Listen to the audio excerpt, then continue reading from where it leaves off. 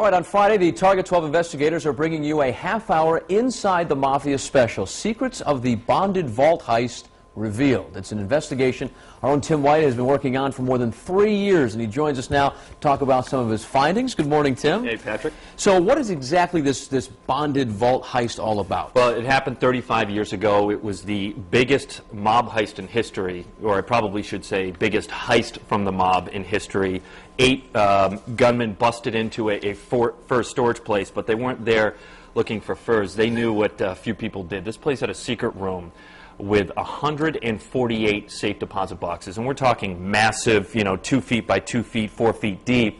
And inside many of these safe deposit boxes were the spoils of the Patriarca crime family, mobsters and associates, maybe as much as $30 million in cash, gold bars, jewelry. I mean, these weren't people that were going to file an insurance claim or do an IRS tax return. So we're not sure exactly how much, but we knew it was a massive take.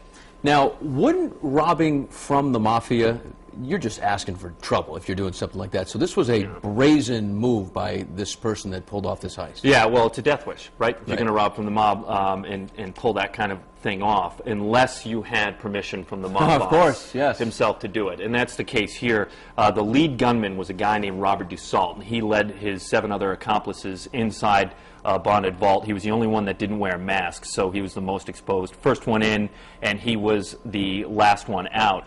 And as it turns out, in our investigation, we've been able to talk to some detectives who tell us that he got the okay from Raymond L.S. Patriarca, who was the reputed mob boss at the time, to go in there because Patriarca was in prison for a long time. And when he got out, the belief was he felt that the take that he should have been getting from his soldiers, from his associates, from his capo regimes, the whole line, wasn't where it should be. So he orchestrated this entire heist, and he sent in Robert Dussault and the other gunmen to pull this thing off. And these were a band of thieves from Lowell, Massachusetts. He brought in outsiders, and they turned out to be tissue, disposables. Didn't even care about them. Didn't care about them, and he was able to use them to collect what we believe was the spoils of the crime. The mob boss got the vast majority of the loot.